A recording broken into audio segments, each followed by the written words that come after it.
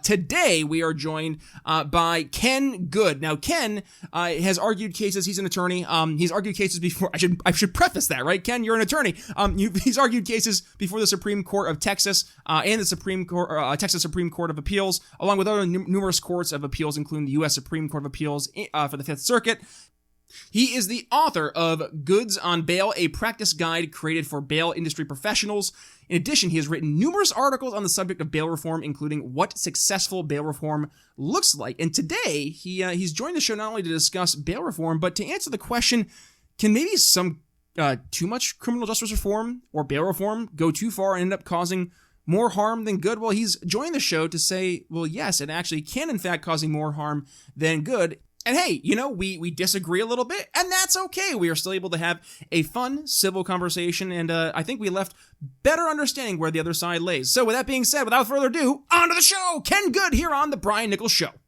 Thanks a lot. Thanks for having me. Absolutely. Well, thank you for joining us, and I think right now, what you're joining us to discuss today is something that is absolutely needed to be discussed, because there's a lot of chaos in the world right now, Ken. People really don't know, where it seems that we're going to have this chaos kind of come to some end. And I don't even know if that's the right way to frame it, because these are problems that we've had in America for quite a long time, and a lot of this stuff has been boiling to a head. And most notably, we're referring to right now what's happening specifically in response to the George Floyd murder there at the hands of the police in Minnesota. And with that, this led to this whole spiraling of Black Lives Matter protesting, rightfully issues of criminal justice reform, much needed. But then it's devolved in many cases, in especially big cities, into beyond that. And it's mostly this looting and rioting. And what we're seeing is in areas where libertarians definitely agree with our friends on the left, and this would be an area of bail reform, right? That despite our agreements there, we still find ourselves, behind the eight ball. And by that, I mean, we're actually now watching people who, dare I say, are not, you consider to be your non-violent offenders. Now they're back in the streets, and they're causing a lot of pain and suffering to your average innocent person. Well, I think I would state it a different way, and I would state it, especially for our inner cities. We've seen failures of schools. We've seen failures of families. We've seen a place. And really what it is to me is we're just taking away all accountability, and we're no longer going to hold anyone accountable for what they do. And I think that's really kind of where we're getting to, because anything you talk about is really just a message or a short form for saying, well, let's take out accountability. Let's just give them a PR bond, no accountability. Let's give bail funds, no accountability. Let's just give them many chances. If they don't show up, we're not going to punish them. If they fail to appear, removing accountability. We're just taking all accountability away from the criminal justice system. And they're seeing that, and we're seeing that as a green light to commit more crime. So I think you're going to hear some libertarians who are going to give you some pushback, and I think I'll try to frame. So I like the argument. There's a gentleman named Dave Smith in our libertarian circles, and he says he likes to not straw man the argument. He likes to steel man the argument, right? So if I were to steel man the strongest position of a libertarian argument from like extreme libertarian perspective, they're going to say, but Ken, isn't your average person who's being arrested and put in jail, when they're being held with these high, bails and bonds, that's a undue process, if you will, if you're not protecting their rights, because now you're putting an arbitrary dollar amount next to their ability to live free despite being just accused of a crime, not actually being convicted of a crime? I don't agree with that, and I don't agree with it because we only have so many dollars in our criminal justice system. And if you are forcing the county or the state to move more of those dollars to the front end of the criminal justice case, if you think about all the things that the private sector does in this situation, we get people out of jail, we provide supervision, we make sure they go to court. If they don't go to court, we go find them. And if you're pushing all of those things over to the criminal justice system, then you're moving substantial numbers of dollars, for a state like California, hundreds of millions of dollars, in a state like Texas, hundreds of millions of dollars to the front end of the criminal justice system, and you're making it impossible. They don't have the funds to get cases through the process. And so, the reason why we've been around for 200 years is because I like to say we're the grease that keeps the belt of the criminal justice system moving.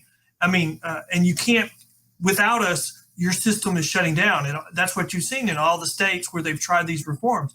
their system is getting overwhelmed. Harris County is the best example. They limited bail, private surety bail in their misdemeanor cases, and in a year their pending dockets have doubled. And they just had a report to their commissioner's court that they need to dismiss 18,000 cases to prevent the criminal justice system from collapsing. That's craziness. So let me ask you this: what about those folks who maybe are your more traditional? And I'll try to be as sympathetic or empathetic to the argument from the libertarian argument, and that would be your average person who is a low level drug offender, right? They get caught with a couple ounces of weed and they get slapped with this misdemeanor, right? And now they have to pay to get out of jail. What to that person, right? I mean, the only crime they really committed, if we're gonna go to that standard, is they've had a plan, right? And at that point, what do we say are what's the arbitrary level of some laws that we have in place? I know obviously we're gonna start talking about harm and externalities and such, and that's a fair argument, I think, but more so to just the idea that you take your average person who is in this case committing a non-violent crime, and then you have a situation where they are now stuck in a cage unless they're able to provide X amount of dollars. Well, but I think the libertarians, and I think from all factions or the whole spectrum of the political sphere, we should all agree that the determination of whether you get prosecuted should not be made by politics. It should be made across the board. And what we're seeing now in more and more places, especially in Texas right now, is depending on who's the DA, they're making a determination of whether to prosecute somebody like for a low-level drug offense on politics. It's a policy reason. It's not a decision based on justice. And in Texas, we've already enacted a cite and release, and low-level drug offenses especially for marijuana, is an offense that you just get a citation and a date to court. And then we have all these DAs who are just refusing to prosecute those crimes. And so I don't think, that's not the problem. And where you see is we're getting rid of all this accountability is you're getting those people who are saying, hey, I didn't get any penalties, so let me do something else. And, where what we're seeing as a result is, the average number of people who are in jail now are, they're on their fourth or fifth crime or charge or conviction. And yes, now right there, really quick before I let you go forward. Now that exactly is a point that I think I heard you on a show recently from an appearance you were on in June. And one of the arguments you made I was very, very, very sympathetic towards was the idea that, hey, listen, you have these what would be considered low-level offenders who are now committing more egregious offenses because they're looking at that as, hey, I got away with this, now I can get away with that. And when you go to the I'm getting away with that, now that those higher level offenses are, in some cases, causing now that violent harm on people. And you referring, when I was being reached out to there, specifically the looting and rioting, right, that we're seeing, and how that actually exacerbated these issues that we're seeing in the cities. So Ken, extrapolate upon that position there, that this is actually causing a lot more harm for these people that's actually trying to help. Well, I think it's just human nature. In our human nature, when we do something and we get away with it, then we want to do it again. That's the whole concept. Whatever you're successful at, and if you're successful at crime, but I would say, that sounds a terrible way to say it. I would say in a different way that once you start down a path and you're being told that you have no consequences for it, then I think that it becomes more difficult to get people in the right path. The criminal justice system many times is that person's final chance to become a productive citizen. Like I've already mentioned, all these other things have already failed them. And if you already failed them that many times, how are these same people who are saying, well, we can fix it all by just changing the criminal justice system?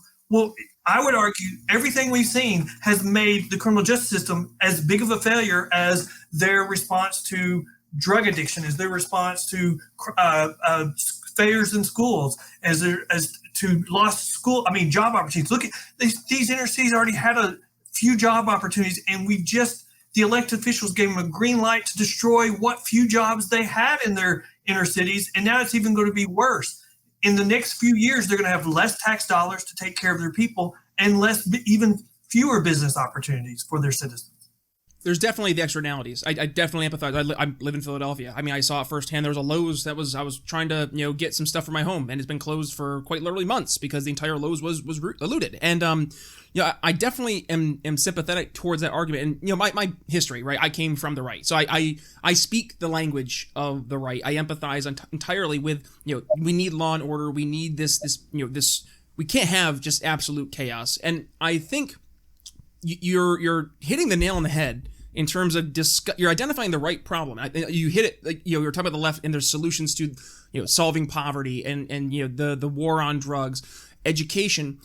And I guess my pushback a little bit would be, well, Ken, the reason I would say those have failed is because our friends on the left have looked to the solution being that of more government. So I would then say, couldn't it be argued that looking at what we're doing here with trying to add on these and let's not even look at the bail, right? Let's look at the actual crimes that are being committed.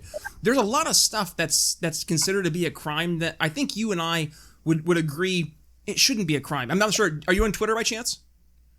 A little bit. Okay, so there's a great Twitter profile you should look at. It's called The Crime a Day. And basically what the profile does, it tweets these just hilarious laws that are out there that are technically felonies, but they're like you'd look at it and you'd be like, wait, what? It'd be like, you can't have orange juice while sitting in the diner on the left-hand side on Thursdays. And if you do, you commit it, like it's committing a felony. And you see that and you're like, well, goodness, if your average person is committing, I think the number is like 3 or 4 felonies per day, then couldn't it be argued that the better solution, instead of looking at the bail, right, would be let's kind of reel back what our justice system or criminal justice system is trying to do in terms of curbing behavior, because I think it's quite obvious and fair to state that we're asking our police officers to do a lot. And like to think that you have a police officer, I mean, you're a lawyer by trade. I mean, you study the law your entire career. To think we're having a police officer who not only has to have all that legalese, to some certain extent, but then also has to react real time to these very, very heated, incidences at times. I think it's unfair to them almost to put them in that kind of position. So am I on the wrong path there, in saying maybe we should scale back some stuff? No, I agree with you. I think there would be agreement across both parties that we need to have a top-down review of what constitutes a crime. And we need to get rid of a lot of crimes. Now, we may not have agreement on specifics because that kind of gets to the policy. The majority that was in effect when that statute passes became a crime. So we may diverge on on specifics, but we should be able to come to agreement on we need to pare down our crimes. The response is we can't make something a new crime every day. I would say also we do ask our police to do a lot, but the newest solution is instead of sending police, we're going to send caseworkers, social workers, and I think that is not only stupid, it's the laughable, because a caseworker has no authority to send anybody to drug rehab. A caseworker has no authority to send anybody to a mental health care facility. The only reason why people go to those facilities is because they're under threat of being put in jail if they don't agree to go. So they get under court jurisdiction. So we do ask the police to do a lot, but if we think that we can replace that by doing caseworkers, it's laughable. And the first time a caseworker gets killed, who's going to triage that? We get a call. Who's going to make the decision? Well, we're going to send a caseworker. We're going to send a police. No, we're going to send both. We're just going to make it even more expensive.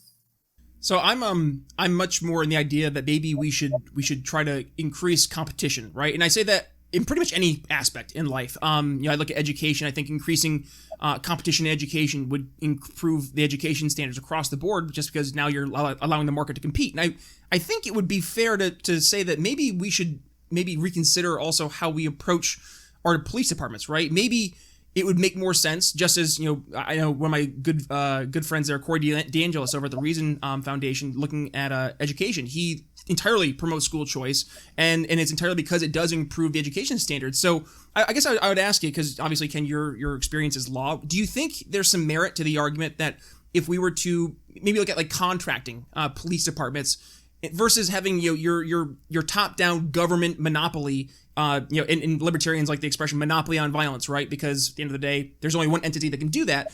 But we have private security forces. They seem to be doing decent because they have to respond to market forces and in some cases civil forces, being that the civil justice system. So I guess is there an argument there that has some merit in your eyes?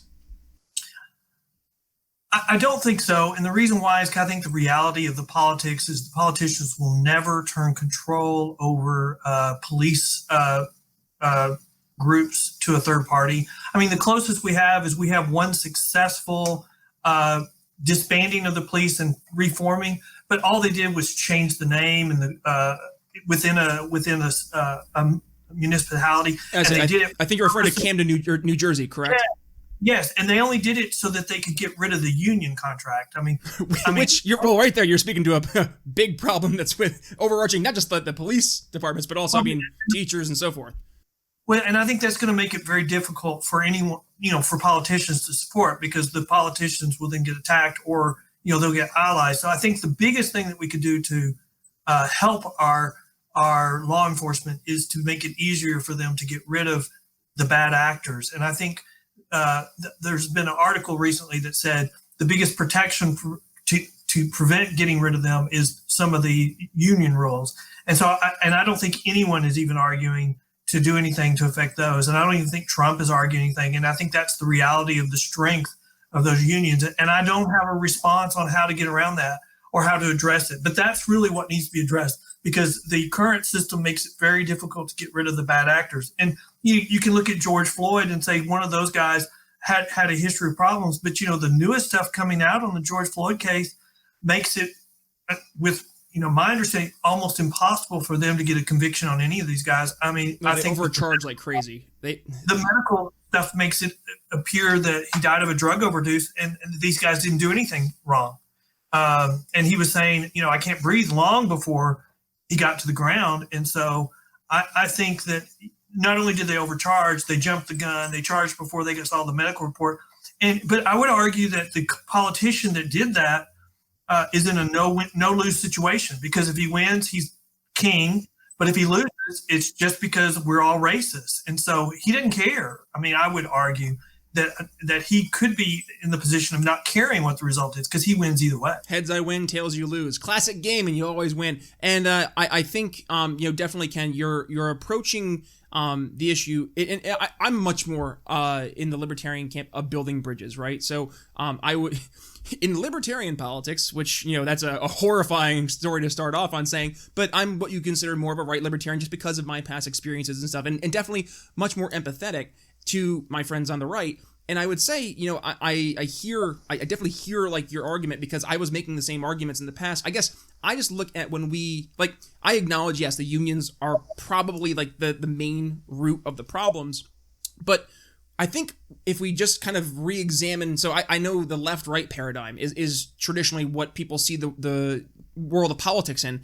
I don't anymore. I see it more of like you have more power in state power and less in more individual freedom, right? So I guess I would be much more empathetic towards trying to eliminate just the size and scope overall of government versus having the government picking winners and losers, be it in the market, be it in the criminal justice world, be it in you name the sector, just because I look at government as a wholly inefficient means of accomplishing solutions. So I guess, with that being said, looking at bail reform, you're looking at this beast that is, the government, and trying to reform it from the inside out. So let's kind of talk about your specific venture, talking about bail reform. What's kind of the argument for bail reform that's being made from more of our friends on the left? And then I would say, in your response, why maybe they're a little off track. Well, let me start with saying I don't know if I agree that the unions, police unions, are the main root of the problem, because I don't know if we have a problem. I think we may have a few bad eggs, but that's in every industry. I mean, there's a few bad eggs that attorneys that make bad name for everybody. But if I was saying what is their argument, their argument started that bail was substantively unconstitutional and that it was procedurally unconstitutional. I mean, they got a lot of success in Harris County because they didn't have procedures in place to give poor people an opportunity to ask for a deviation from what they had a bail schedule. So your bail was automatically set pursuant to your charge and your criminal history, and they didn't have an opportunity, if they were claiming poverty, to ask for a deviation. So that was a procedural problem, just a defect, and they sued with that. And we've now had two different courts of appeals, I think the 10th or the 11th and the 5th, who said bail is substantively constitutional. So private bail, surety bail, what we do is substantively constitutional. So you can't just get rid of it. And so, but you got to have procedures in place. But what we're seeing is where they've had success is they're pushing to get rid of us substantively, and they're not even seeking to replace us with any procedures or put procedures in place that make the system work better. So they're just trying to gut the system and recreate it into a new system that is much worse. I mean, the Vera Institute gave a presentation saying that any bail reform is going to have a 40% failure to appear rate, and that should be okay. But a 40% failure to appear rate shuts down the criminal justice system. And I really am concerned that some of the coalition behind this group, that's what they want. Not all of them, but I think the others are being manipulated. But that's what they want. They want the criminal justice system to shut down because then people can't be held accountable. And you have chaos. And that's what you're seeing. Like, look in New York. It was so bad that during the pandemic, they got rid of their reforms because they were so bad. You couldn't hold anybody accountable. And you start we were keeping statistics. How many people got arrested twice in one day, 5 times in a week? And it's because they were making a system where they could not be held accountable. You could not look at whether they were a danger to society. And, we don't look at just how much is it going to cost for them to get out. Are they a danger? Like, the worst case we have is Alex Guajardo, who killed his wife, Caitlin. He'd been arrested twice before. He was arrested for beating her up, and they gave her issued a protective order, and 2 days later he killed her. And he was getting a PR bond and just released. If he had had a bond set, well, first of all, they should have never released him.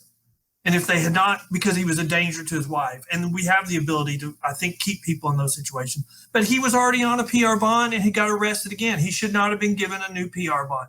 And that's where we're having problems, because now that they're getting a foothold in, so what? So what he fails to appear, he gets a new PR bond. So what he fails to appear a 6th time, he gets a new PR bond. And that's what's killing the system. You make the criminal justice system voluntary, because if you don't show up, they can't do anything to you, and they're not holding you accountable. So you just keep pushing your case out further and further, and justice delayed is usually justice denied. So would a fair maybe middle ground, right? Because I'm all about getting some real practical solutions and building some of these bridges, right? And I think maybe one area that we could come to some much needed commonalities on would be the way to approach some actual maybe just like top down reform in general, right? And I would argue that maybe a federalist approach to our governance would help give a little bit of a shot in the arm to our communities. And because instead of having this constant delegation of authority to some higher authority, being that the state or the federal government, and then saying it's not my problem, they're going to handle it, right?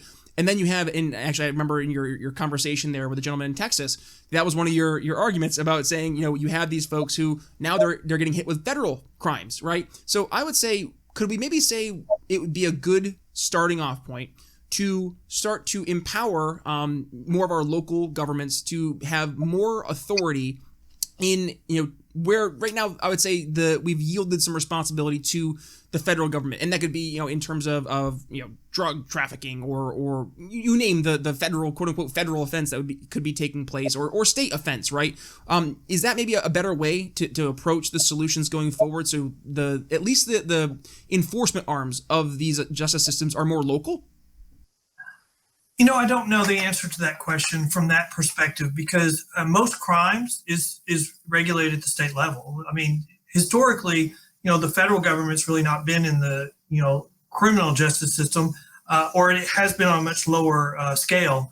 And where we're seeing, I mean, you can really see what's going on now has arisen after Rodney King. Because if you remember in Rodney King, the police were charged there and found not guilty, and they came in and charged them federally. And there was a whole case, an appeal on whether that was double jeopardy. And the Court of Appeals ruled that it was not, because it was federal system versus state system. And so that really is what has given the growth that has allowed the federal system to step in. And where you're seeing it right now is because of the refusal of the local officials to prosecute and hold people accountable. And so you're seeing it because politicians are refusing to do their jobs. And so giving them more authority to say, no, I'm not going to do my job, I don't think is the right way to go. I mean, we need to figure out a way to take politics out of criminal justice. And think about how bad a statement that is. we are turning the criminal justice system into solely about politics. I mean, there's an article in Harris County from the last 2 days where a prosecutor resigned because she was alleging that the DA was making decisions on which cases to prosecute based on politics, not justice. I mean, that becomes, if you don't like me and you get elected to office, you prosecute me.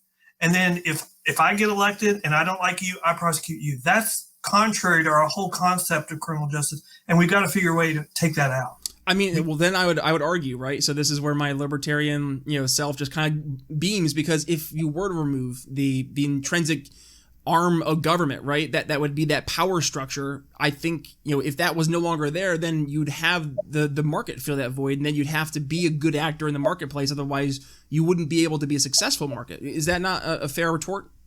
I don't think that is a fair retort, because, I mean, there's like a philosopher named Hobbes who really, his whole concept is that, as individuals, we're all fighting for power.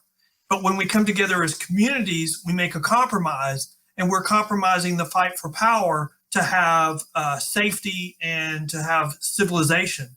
If we're now at a point where we're really having chaos again, and we're really fighting over who's going to have the power to make the decision, then we're going to go back to fighting each other. And you see that on the streets. You see that more and more in the last couple of weeks, where different factions between the left and the right are fighting, and sometimes physically, and people are getting hurt. And I think that's a direct result of one, people are getting the message: if whatever you do, you're not going to get penalized. And now you're seeing, well, if one party's in control, the other party's actors are getting in trouble, and that's bad too. And then you see this failure to compromise. I agree with you so much. We got to find a compromise. But if one party says we're not ever going to compromise unless you completely agree with what we want, the compromise is not then to agree. The compromise is to hold tough and just try to weather it out. And we're going to see in this election, I don't like to talk about the national politics, but we're going to see, because we've got one candidate saying get rid of cash bail, and we got one candidate saying that'll create chaos. And so we're going to have a referendum on law and order in this election, or one party's going to make it that, and the other party's going to try to make it about the pandemic. As I've been watching in more recent weeks, I've just been saying they're handing Trump this election in a landslide. I'm from upstate New York originally, and I mean, I'm not super far away from Rochester. Rochester is about, if you get out of New York City, it's pretty red. The North Country / upstate New York is a pretty red GOP area with your little, you have your little strongholds in Buffalo, Rochester, and Syracuse, Albany, Utica. But otherwise, for the most part, the state's pretty red. And when you have your person who, Rochester was a booming city back in the 70s and 80s. It was a manufacturing city. Kodak, that's where Kodak was originally from.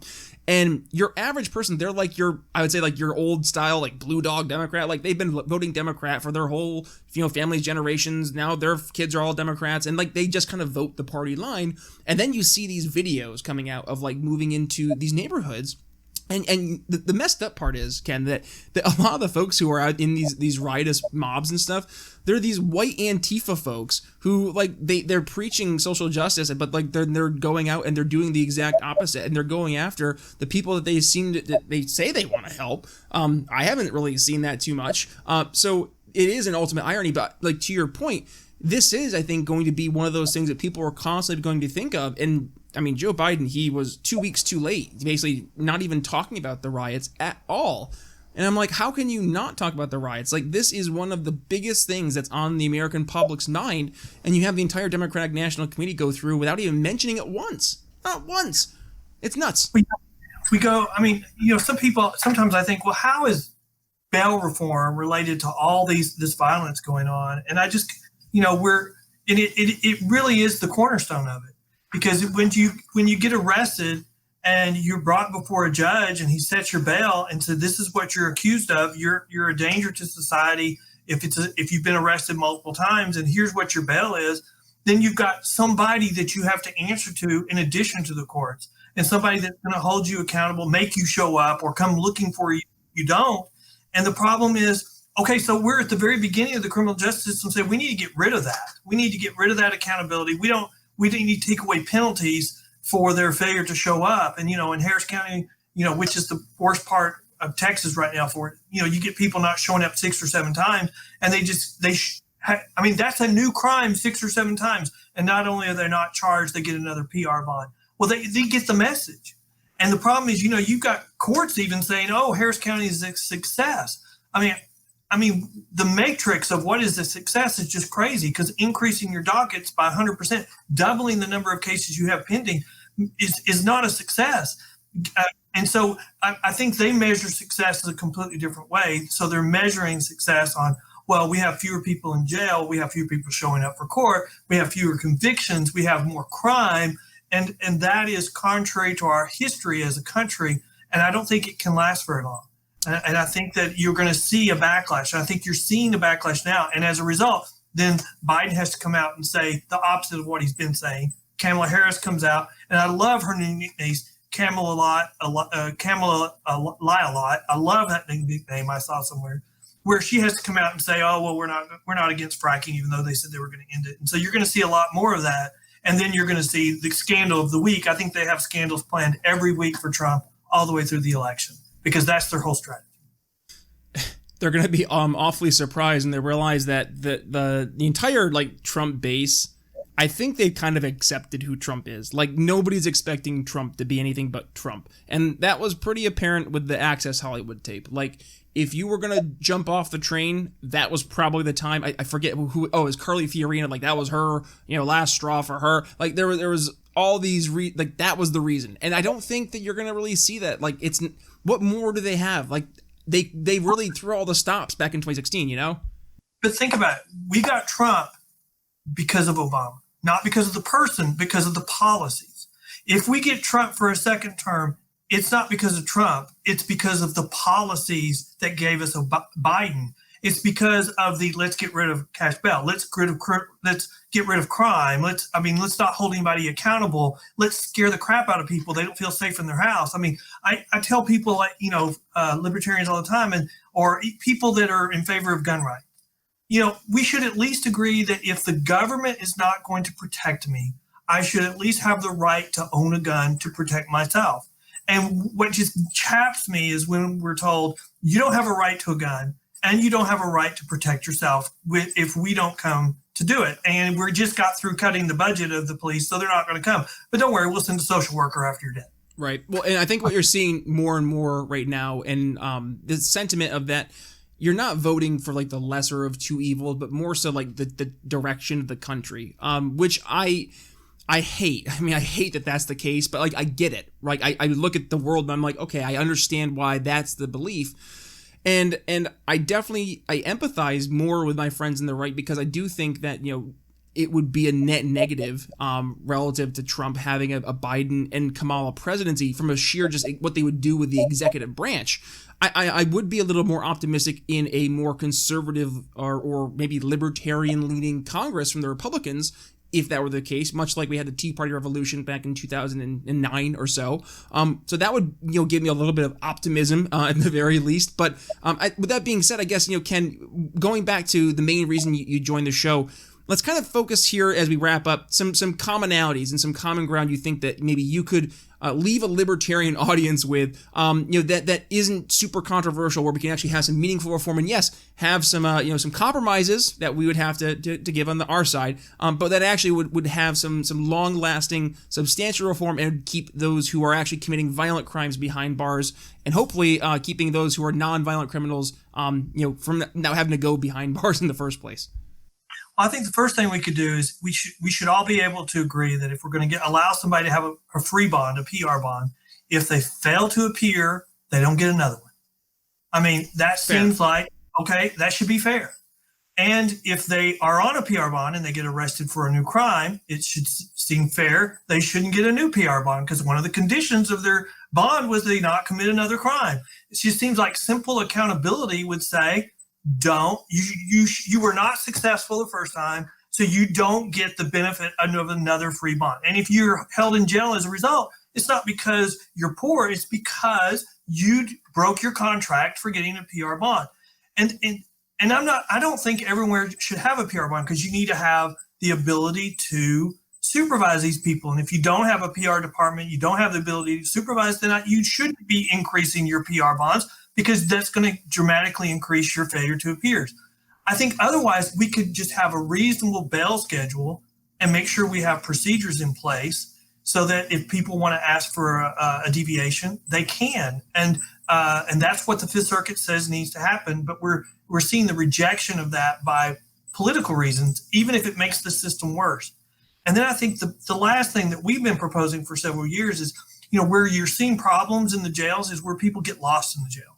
So they get arrested, they get in there, and we had a situation in Bexar County in San Antonio where a lady was on a $300 bond, but she had mental issues. She refused to go to court. She never went to saw anybody, and then she went to the infirmary, and then she ultimately died. She died of natural causes, but she should have never been in the jail because she had mental issues. We think if there was a requirement that after 72 hours, after magistration, if they're still in the jail, they have to be re-magistrated, then that is a safeguard, a check for the system so people don't get lost in the system. And I think those are reasonable changes to the system that make the system better and make it and improve it. It's something that we should all be able to agree on. All right, well, there's a call to action, right, for some common ground. I'm all about that. So, Ken, with that being said, obviously you're doing some good work there over focusing that on bail reform, and really, I think you're presenting the argument in a much more rational and not in a way that's so emotional. I think that's at the end of the day what we need to do is have more rational, thoughtful, intelligent conversations. And I think candidly, there's some things maybe we disagree with, but at least we let the conversation saying, hey, I think we have some things we can actually accomplish. And I'm on board with that because I'm all about trying to actually get some things into action. So Ken, with that being said, where can folks go ahead and follow you over on social media, if they want to stay up to date with any work that you're doing in legalese, all that kind of fun stuff? We have our website, pbtx.com, which is the Professional Bondsmen of Texas. We also have a Facebook page. If you search for PBT associations or just search for the Professional Bondsmen of Texas. We're also on Twitter, PB of Tex or PB of TX. And that's probably enough right there. So we're pretty active on Twitter and we're pretty active on Facebook. And we have a blog on our website that's constantly being updated. Perfect. I'll include all the links there in the show notes. Ken Good, thank you for joining the Brian Nichols Show. Thank you very much. Thank you for having me, Brian. All right, folks, so that's going to wrap up my conversation with Ken Good. I hope you enjoyed it as much as I did. And if you did, do me a favor, number one, go ahead and give Ken a follow. Make sure you give him a shout. Tell him you enjoyed his appearance in the Brian Nichols Show.